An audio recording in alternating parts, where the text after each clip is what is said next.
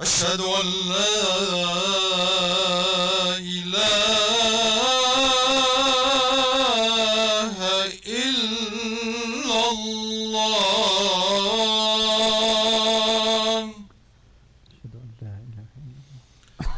أشهد أن محمدا رسول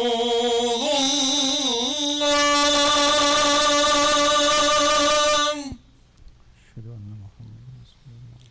أشهد أن محمدا رسول الله.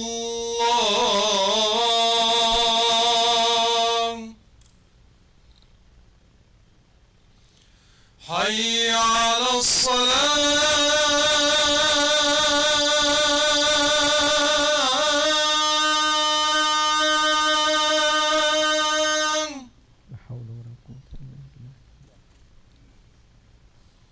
حي على الصلاة.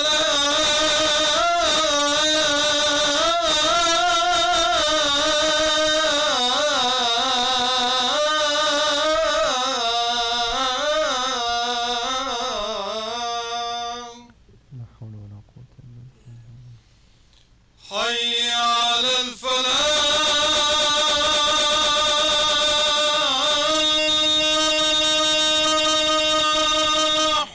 لا حول ولا قوة. حي على الفلاح.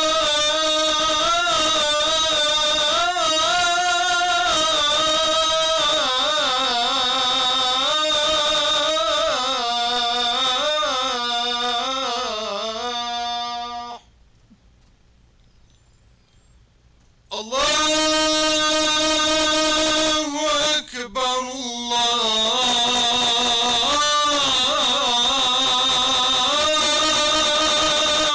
أكبر. الله أكبر. الله. لا إله إلا الله. الله صلاة القيامة. إنك لا تكرف. اشرح لي الصدر.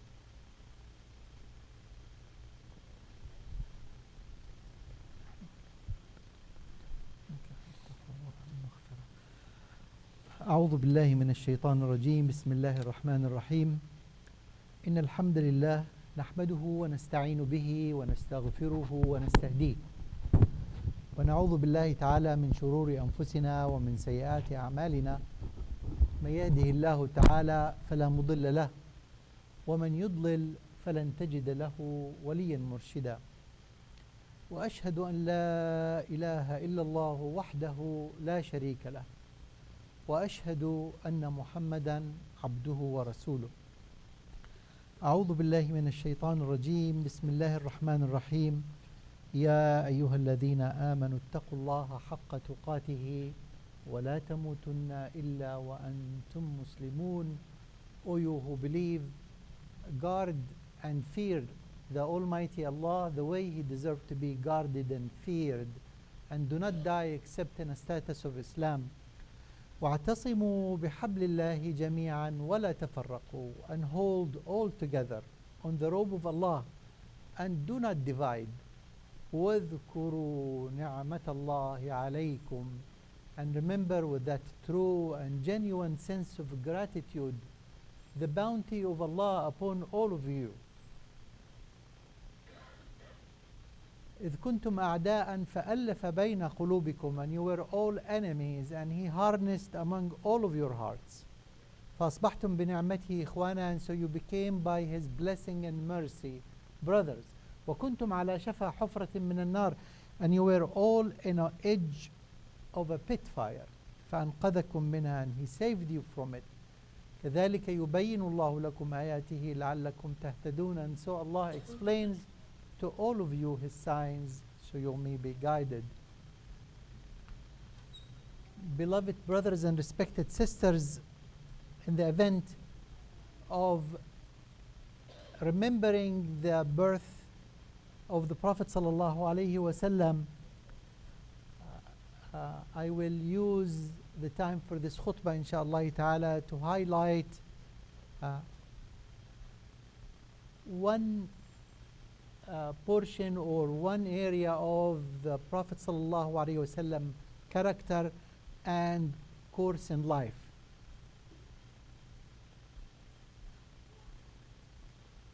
And before we start, let us give the Prophet sallallahu alaihi wasallam the deserved evaluation or the deserved value to the Prophet and the seal of all Prophet alayhi salatu wassalam. Brothers and sisters, if you look at the character of the Prophet sallallahu alaihi wasallam, you find this character has two things or two headlines. The first one, it is complete. Complete. Allah subhanahu wa ta'ala made the character of the Prophet sallallahu alaihi wasallam complete. There is nothing that a man or a human experience in values, in thinking, in spiritual, in all elements of life, whether a father, a husband, a leader,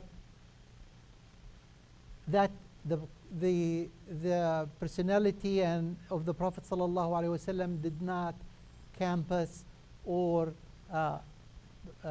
include. Complete. If we talk about love, there. If we talk about mercy, it's there. If we talk about leadership, it's there. If we talk about parenting, it's there. If we talk about husband, it's there. If we talk about anything, it is in the Prophet sallallahu alaihi wasallam. Comprehensive. Number two, what describes the Prophet sallallahu alaihi wasallam's character, that it is balanced. Means anytime the Prophet sallallahu alaihi wasallam mention come to your mind, you cannot see one thing in him sallallahu alaihi wasallam that is bold and clear or more than anything else. Unlike Abu Bakr radiyallahu anhu, when Abu Bakr is mentioned, there is one thing we find out about Abu Bakr, we title him with that character. Umar ibn al-Khattab likewise, and the Khulafa al-Rashideen, Uthman radiyallahu anhu, or Ali radiyallahu anhu, or many of the Sahaba, there is one bold character in them or feature in them that defines and overcome all of their characters. But the Prophet sallallahu alaihi wasallam, you feel that you see in everything in him in a balanced way. You cannot say, when I remember the Prophet sallallahu alaihi wasallam, the biggest thing comes to my mind that he is kind and merciful, or he is mujahid, or he sallallahu alaihi wasallam knowledgeable, or it's all of it. And this is only for the Prophet sallallahu alaihi wasallam. In this khutbah, since the vacuum that we are seeing in the whole world in leadership and statement and representative, we see a vacuum, we see corrupted image of it, we see evil image of it. I wanted to present our Prophet sallallahu alaihi wasallam as a leader, as a statesman, and as a person who spent a great deal of his life striving for the sake of Allah subhanahu wa ta'ala. This is what I want to focus on in his date of birth or around his date of birth. And in the backdrop is that vacuum and lack of character that we are all experiencing in people who claim that they are leaders, people who claim that they represent people, people who claim that they are leading this world. I'm going to present to you a true leader in history, that is our Prophet Muhammad sallallahu alaihi wasallam. My dear respected brothers and sisters, his strive for the sake of Allah subhanahu wa ta'ala. The moment Allah Azza wa Jal revealed to the Prophet sallallahu alayhi wa sallam the message or the revelation, before that he was loved, he was welcomed, untouched, unharmed. The moment Allah subhanahu wa ta'ala revealed to him, and the people around him realized the value or the extent of that revelation, they start fighting him. And they start abusing him and abusing his followers. And in this khutbah, it's not about mentioning that abuse that the Prophet ﷺ and his companion faced in Mecca.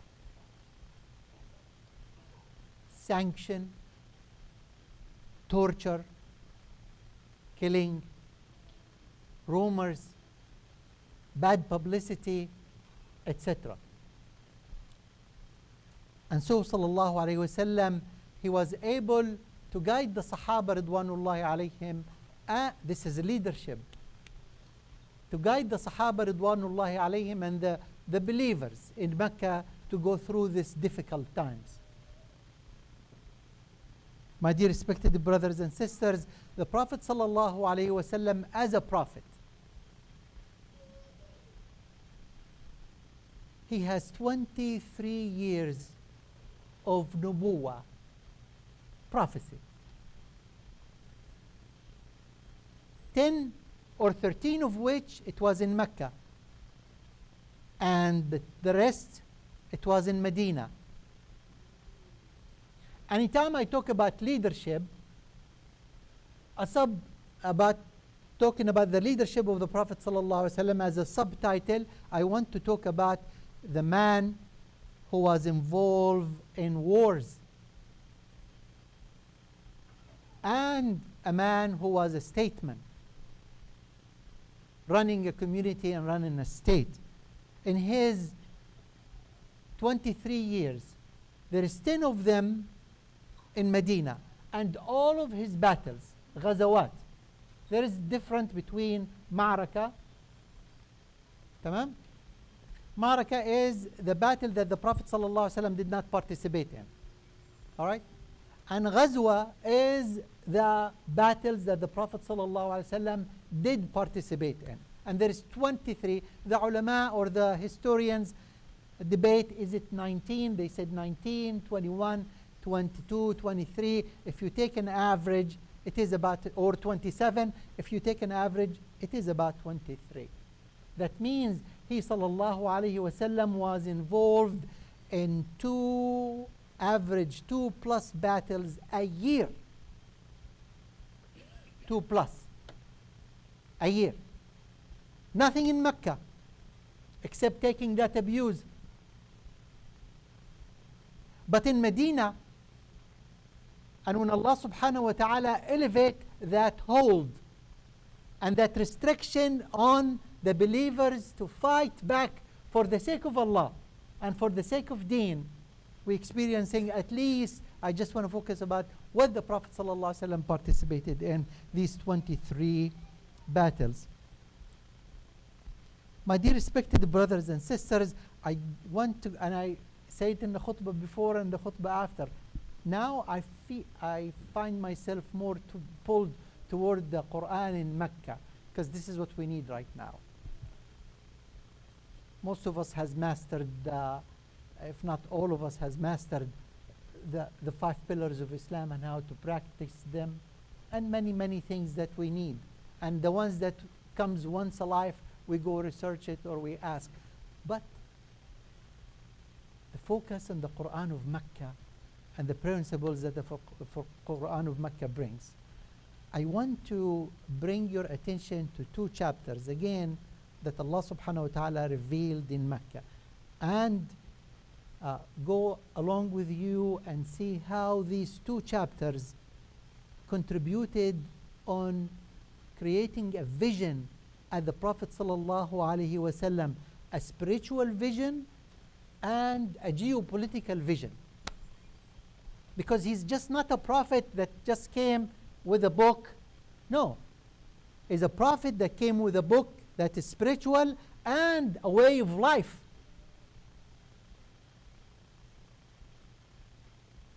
And 2 surahs in Mecca created or contributed to creating the vision or a spiritual and geopolitical vision in the Prophet sallallahu alaihi wasallam. The first surah in order, Surah Ar-Rum. Allah subhanahu wa ta'ala says, أعوذ بالله من الشيطان الرجيم بسم الله الرحمن الرحيم ألف لام ميم غلبت الروم في أدنى الأرض وهم من بعد غلبهم سيغلبون في بضع سنين لله الأمر من قبل ومن بعد ويوم ذا ولله الأمر من قبل ومن بعد يفرح ويوم يفرح. I will repeat it, don't say anything so your Jum'ah doesn't go. I'll come inshallah. يفرح المؤمنون بنصر الله. Allah subhanahu wa ta'ala tell the Prophet sallallahu alayhi wa sallam, O Muhammad, there is the Persian who are non-believers, they worship fire and they worship awthan, idols. They are defeating, or they has just defeated the Romans, who are the people of the book and Christians. People of Mecca, they were happy for this because they intersect in the way they believe. They are kuffar and idol worshipper. And Allah subhanahu wa ta'ala says, O Muhammad, in a few years, about 10 years, it came to be about 9 years, the people or the Byzantines or the Roman will win or will beat the Persians again, or will beat the Persians. In that day, believers will be happy. Why Allah happy? First off, the prophecy of the Prophet sallallahu alaihi wasallam by revealing the Quran. 10 years the verse is coming through. And people of the book will win over the idol worshipper. And in the year after that, Allah subhanahu wa ta'ala blessed the Prophet sallallahu alayhi wa sallam and the believers with winning the battle of Badr. وَيَوْمَئِذٍ يَفْرَحُ الْمُؤْمِنُونَ. On that day, believers will be happy, winning the battle of Badr, which was the first battle the believers won against the kuffar in Mecca.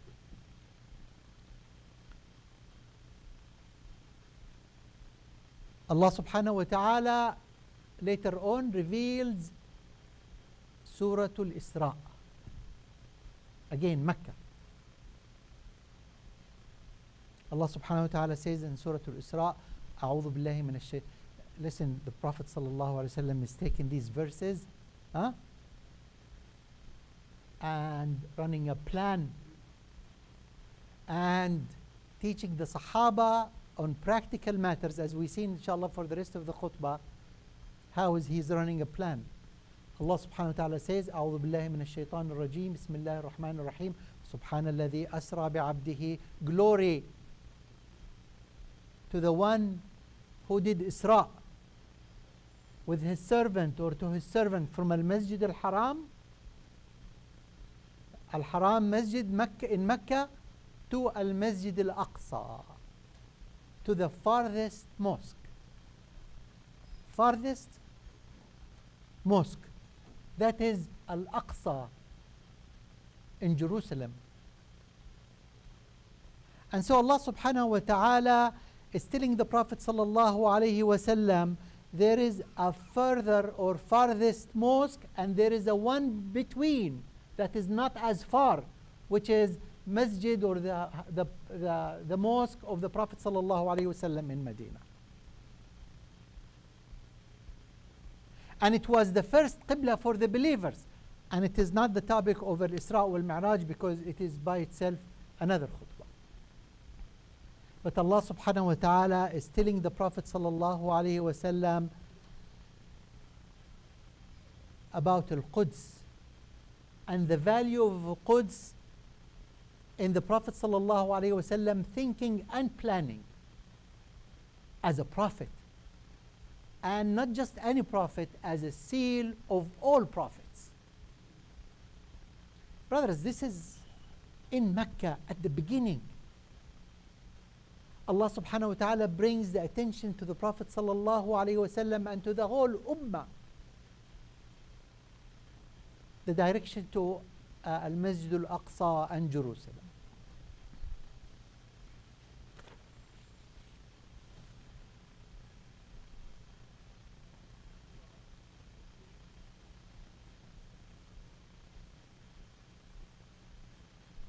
Then years passes by, and in year 628 we have Fatih Khaybar.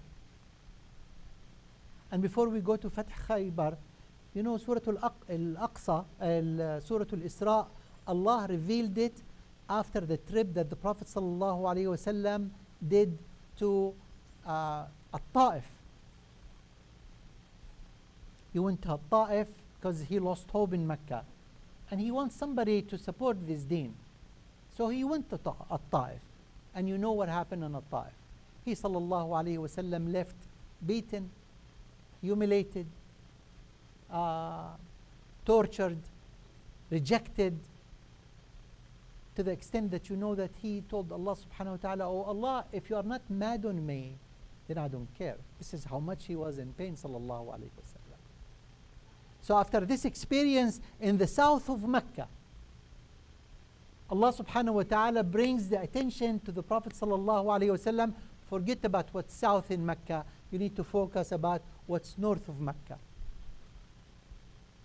And from that point on, you will see that the Prophet sallallahu alaihi wasallam focus was all the way toward Al-Quds, Jerusalem. We have Khaybar, the Battle of Khaybar. Khaybar is past Medina, and it is before Tabuk. And he sallallahu alayhi wasallam knew that this is a pathway to Al-Quds, Al-Baytul Maqdis, and he needs to clear it and settle it. And he went through Khaybar with a deal. And he sallallahu alayhi wasallam won the battle of Khaybar, and then he sent Khalid bin Walid to Mu'tah, far, far away, past Tabuk, and it is in what we call now Jordan. And Khalid bin Walid took the army, the Muslim army, and went there, and he faced the Byzantines, and they were a lot and more equipped, and Khalid bin Walid was scared about these soldiers to die and be slaughtered. So he did his best, and he saved them and brought them back. People of Medina did not like this, and they criticized Khalid and all of these soldiers, Mujahideen, they came with him, and they call him Al-Furrar, you run away from a battlefield. And the Prophet ﷺ says, La bal hum al-Qurrar, they are indeed the ones who will come back and will do this again.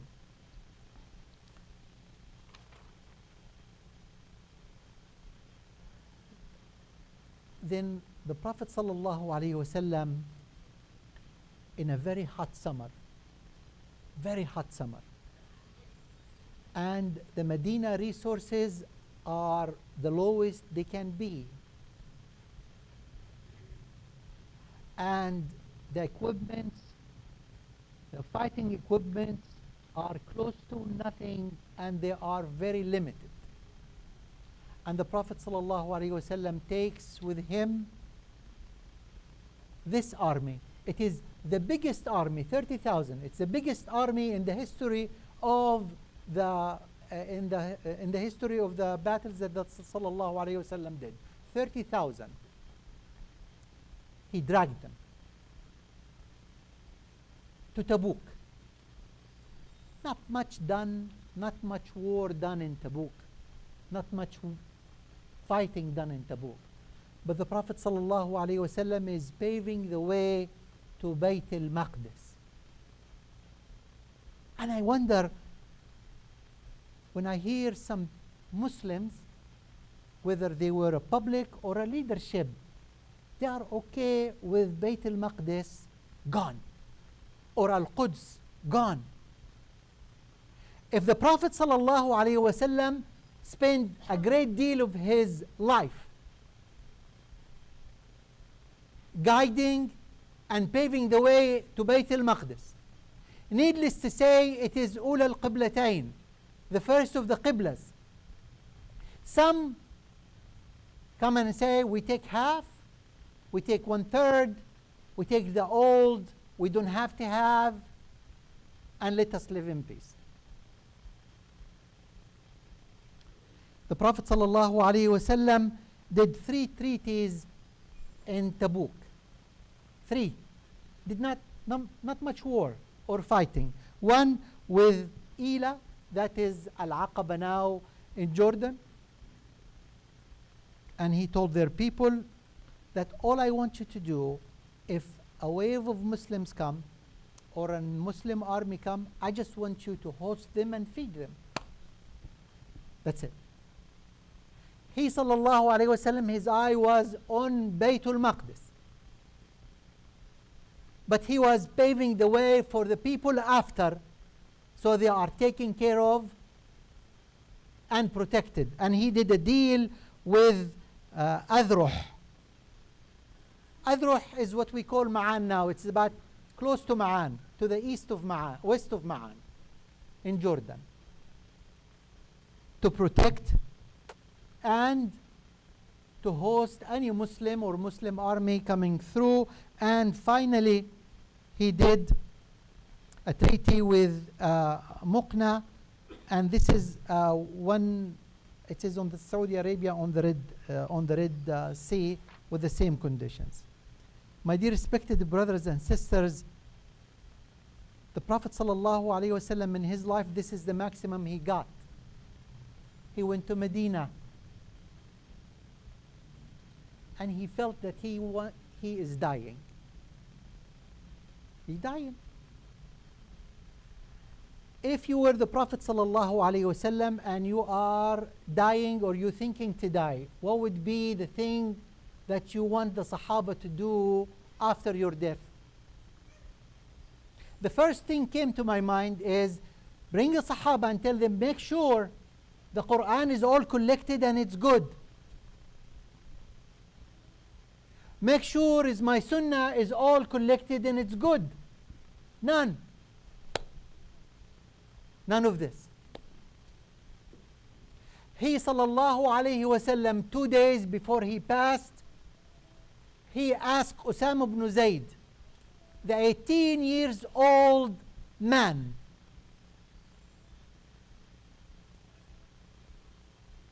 and he put him on as a head of an army to go toward Bilad al-Sham and toward Al-Quds. 2 days before he died. And give this leadership to an 18 years old youth. How about, where is Abu Bakr? Where is Umar? Where is Ali ibn Abi Talib or Uthman or Khalid? Any of these? To an 18 years old youth. And this is my message to my young brothers and sisters who are 18 and above, and still they are taking, and their cell phone is paid by their parents, their car insurance is paid by their parents, and there are no direction in life, no direction in education, no direction in social work. You ask a man, you feel like he is in coma. In coma. Why?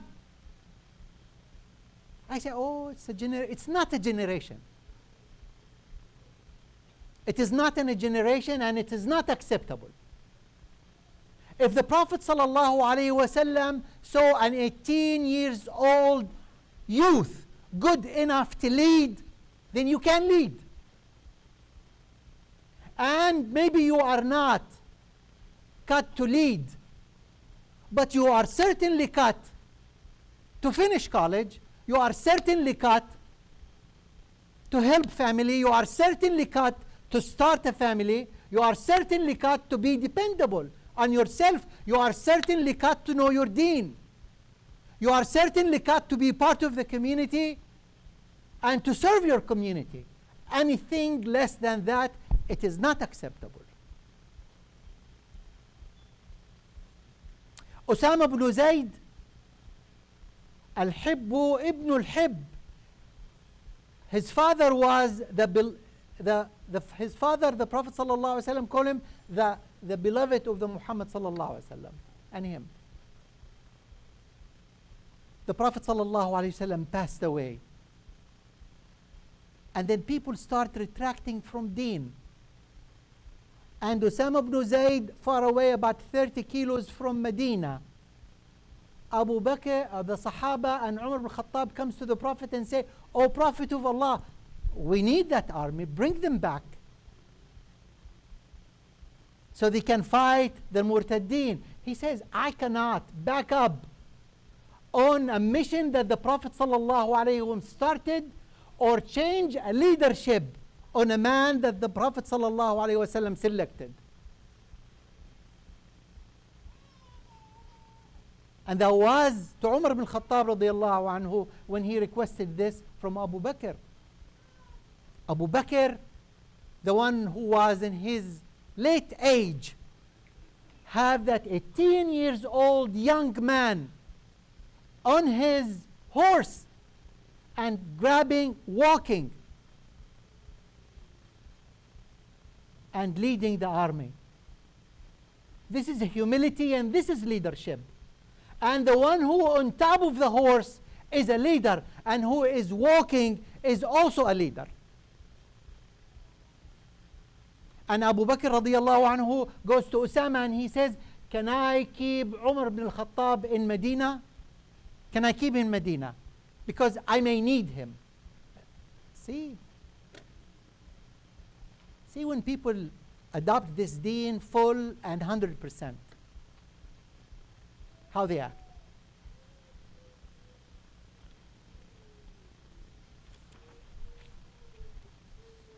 أقول قولي هذا وأستغفر الله لي ولكم فاستغفروه.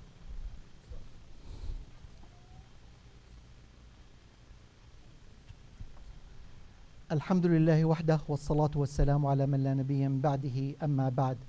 My dear respected brothers and sisters, Osama ibn Zayd did not go in a battle. The Prophet sallallahu alaihi wasallam certainly guided him. He said, "Test the water." It's leadership. He sallallahu alaihi wasallam knows this army, and he said, "Test the water." And Osama ibn Zayd got to Al-Balqan, which is now it's in Jordan. And also he went to Deir al-Balah in south of Gaza to test the water and to make treaties with the people. My dear respected brothers and sisters, Allah subhanahu wa ta'ala dignifies all of us with deen, with Islam, and dignifies us with such prophet, complete character and comprehensive, balanced character, and blessed us with 3 mosques, one in Mecca that we do Hajj every year, one in Medina that we always visit anytime we go, and one in Baytul Maqdis that is under occupation. And we need to get this back. I told Imam Salah before we came here, he was wearing the Kurdish outfit. Every time I see that, I remember Salah ad-Din. And I said, "Imam Salah, I want this." He said, "You can have it." I said, "Not now. I want it after we pray in Al-Aqsa, inshallah ta'ala." And he promised. This is a promise in front of all of you, inshallah. اللهم اغفر للمؤمنين والمؤمنات والمسلمين والمسلمات الأحياء منهم والأموات، إنك قريب مجيب الدعاء يا أرحم الراحمين. اللهم لا تجعل لنا في هذا اليوم العظيم ذنبا إلا غفرته، ولا مريضا إلا شفيته، ولا دينا إلا قضيته، ولا تائبا إلا قبلته وثبته، ولا مجاهدا إلا نصرته، ولا مجاهدا إلا نصرته، ولا مجاهدا إلا نصرته، ولا مجاهدا إلا نصرته، ولا حاجة من حوائج الدنيا لنا فيها رضا ولا لك فيها سعادة إلا عنتنا بقضائها وأدائها.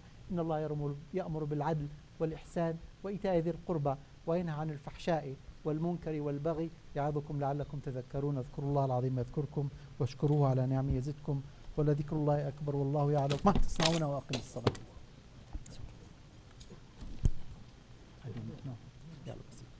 أقم الصلاة. الله أكبر الله أكبر. أشهد أن لا إله إلا الله. أشهد أن محمدا رسول الله. حي على الصلاة.